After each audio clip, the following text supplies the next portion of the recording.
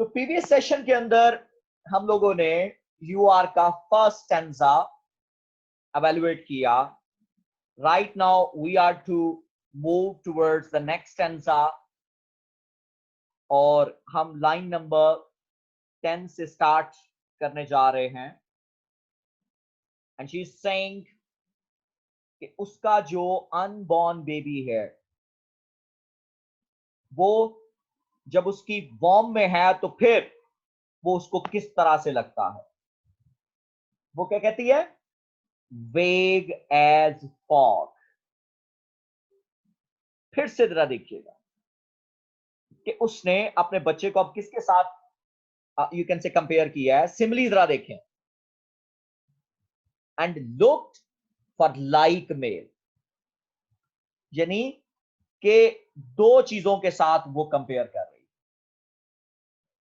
अब ये मोर और लेस अगर हम आज की यू कैन से आज के हालात को देखें जहां जो प्रेग्नेंट औरतें हैं उनको रूटीन से स्कैन किया जाता है अल्ट्रासाउंड से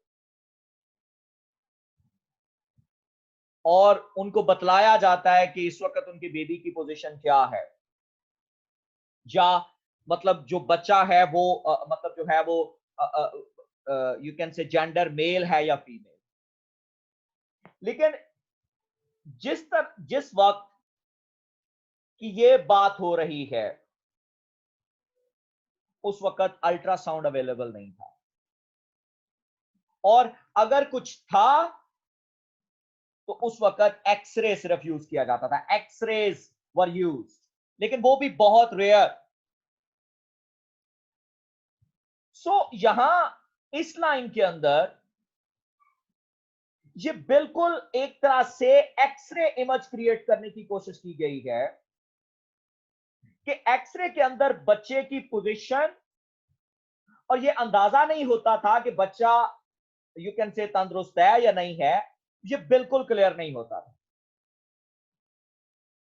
तो मां की वॉर्म में ये एग्जैक्टली वो क्या समझ रही है कि child is as fog, it is just like a fog. ये धुंधला है.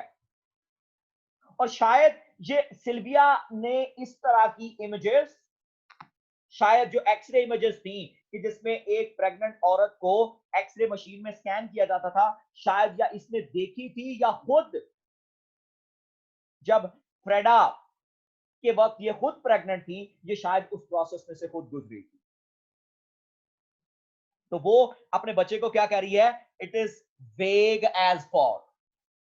ये बिल्कुल इसी तरह से है जैसे फॉग के अंदर हमें कोई इमेज क्लियर नजर नहीं आती, बिल्कुल वॉर्म के अंदर जो है वो बच्चा जो है वो क्लियर है. अगर दूसरी इंटरप्रिटेशन देख लें तो वो भी यहां पर क्लियर आती है कि she is unable to grasp the gender of her child, क्योंकि वो फॉगी है.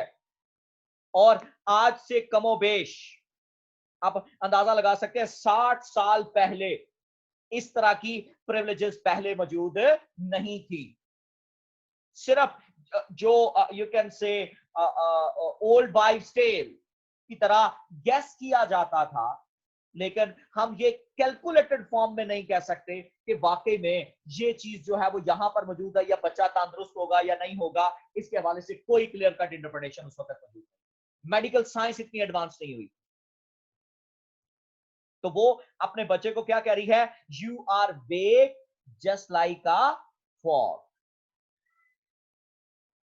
And you are the one who is looked for like mail. कि तुम वो हो जिसको इस तरह से तलाश किया जाता है जैसे कोई अपना हाथ तलाश करता हो. अब आजकल ईमेल का कॉन्सेप्ट है, टेक्स्ट मैसेजेस का, व्हाट्सएप का कॉन्सेप्ट है, तो इस तरह से वो लेटर का कॉन्सेप्ट अब जो है वो खत्म हो रहा है. लेकिन जब लेटर बॉक्स यूज होता था तो जो पोस्टमैन था वो क्या करता कि वो जो दरवाजे के नीचे से मतलब उस खत को सिरका दिया करता, थोड़ी सी जो दर्ज हुआ करती उसको सरका दिया करता था, और वो घर के अंदर मतलब ड्रॉप्स द फ्लोर। और समहाउ ये ऐसी भी सूरत हाल हो जाती किसी भी शख्स के लिए कि उसको वो खत तलाश करना पड़ता, कि वो सिरक के या तो कहीं दूर चला जाता या किसी और जगह पर मतलब जो है वो मूव हो जाया करता। तो वो क्या कह रही है कि तुम क्या हो, लुक फॉर लाइक मेल, तुम मेरे लिए बिल्कुल ऐसे हो कि जैसे किसी शख्स को किसी खत का बेसब्री से इंतजार हो और वो उसको तलाश कर रहा हो। तुम भी बिल्कुल उसी तरह के साथ हो कि मुझे तुम्हारा बिल्कुल वैसे ही इंतजार है जैसे किसी शख्स को किसी मेल का, किसी लेटर बॉक्स से आने वाले खत का इंतजार होता है। तुम मेरे लिए क्या हो, वेग एज फॉग, कि तुम बिल्कुल अनक्लियर हो। I'm unable to, you can say, comprehend your, you can say, proper image, चूंकि तुम वॉर्म में हो। और फिर दूसरे नंबर पर मैं तुम्हारी एंक्शियसली क्या कर रही हूं, I am looking forward, you can say I am looking for you, I am waiting for you anxiously, and I'm right now I'm waiting for you just like a person is waiting for a mail। और कौन सी mail, वो वाली mail, farther off than Australia, वो mail जो कहां से आए, किसी दूर दराज इलाके से, दूर दराज मतलब जो है वो एरिया से आए।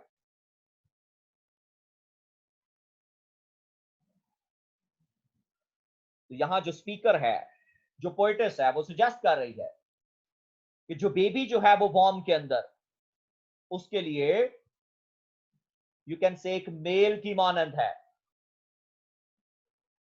और वो यू कैन से ह्यूजली सिग्निफिकेंट है, उसकी अराइवल, उसका उसकी जिंदगी में आना एक अहम तरीन, यू कैन से, उसकी जिंदगी का एक अहम तरीन पहलू होगा। लेकिन अभी उसको इसके पास आने में, फर्दर ऑफ देन ऑस्ट्रेलिया के, उसके पास आने में जिस तरह से ऑस्ट्रेलिया से किसी डाक को अमेरिका के अंदर पहुंचते हुए बहुत लंबे अरसे का इंतजार करना पड़ता है, इसी तर्ज के साथ अभी सिल्विया को, उस बच्चे को अपनी वॉर्म में मच्योर करते हुए और डिलीवर करते हुए एक लंबे अरसे का क्या करना पड़ेगा, इंतजार करना पड़ेगा। And look for like mail further off than Australia. और अगली line, that is one of my favorite lines of the poem, वो क्या कह रही है, और पर्टिकुलरली इसके अंदर उसने जो इमेज दी है वो जो है वो ग्रीक माइथोलॉजी में से एसोसिएटेड इमेज है।